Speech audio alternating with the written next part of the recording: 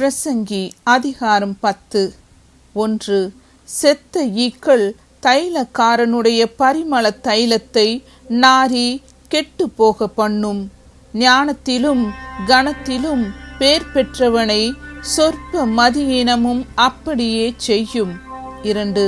ஞானியின் இருதயம் வலது கையிலும் மூடனின் இருதயமோ இடது கையிலும் இருக்கும். 3. மூடன் வழியிலே நடக்கிற போதும் மதி கெட்டவனாய் இருக்கிறான். தான் மூடன் என்று அவன் எல்லாருக்கும் சொல்லுகிறான். 4. அதிபதியின் கோபம் உன்மேல் எழும்பினால் உன் ஸ்தானத்தை விட்டு விலகாதே. இணங்குதல் பெரிய குற்றங்களையும் அமர்த்தி போடும். 5. நான் சூரியனுக்கு கீழே கண்ட ஒரு தீங்குண்டு. அது அதிபதியினிடத்தில் தோன்றும் தப்பிதமே. 6. மூடர் மகா உயர்ந்த நிலையில் வைக்கப்படுகிறார்கள்.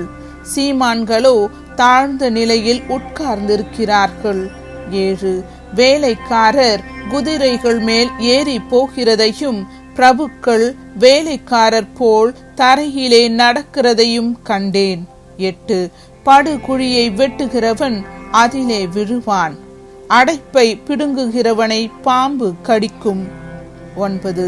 கல்லுகளை பேர்க்கிறவன் அவைகளால் காயப்படுவான். மரத்தை பிளக்கிறவன் அதனால் மோசப்படுவான். 10.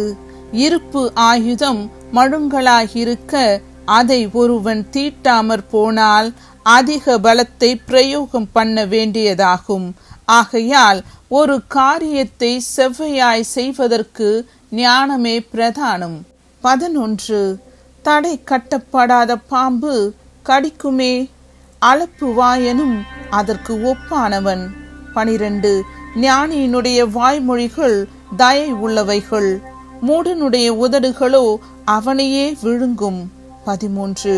அவன் வாய்மொழிகளின் துவக்கம் மதியீனமும் அவன் வாக்கின் முடிவு கொடிய பைத்தியமுமாம்.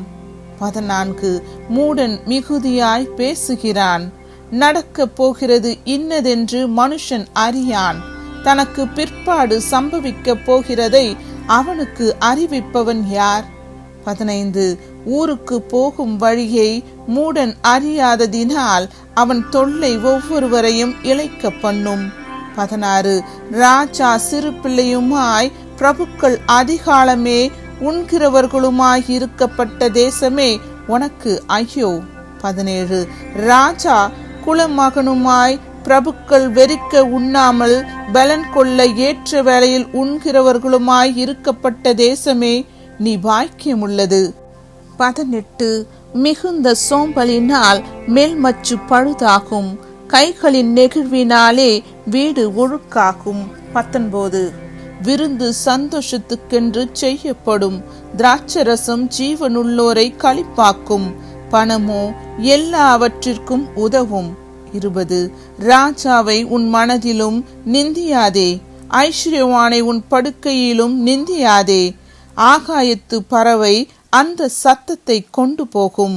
செட்டைகள் உள்ளது அந்த செய்தியை அறிவிக்கும்.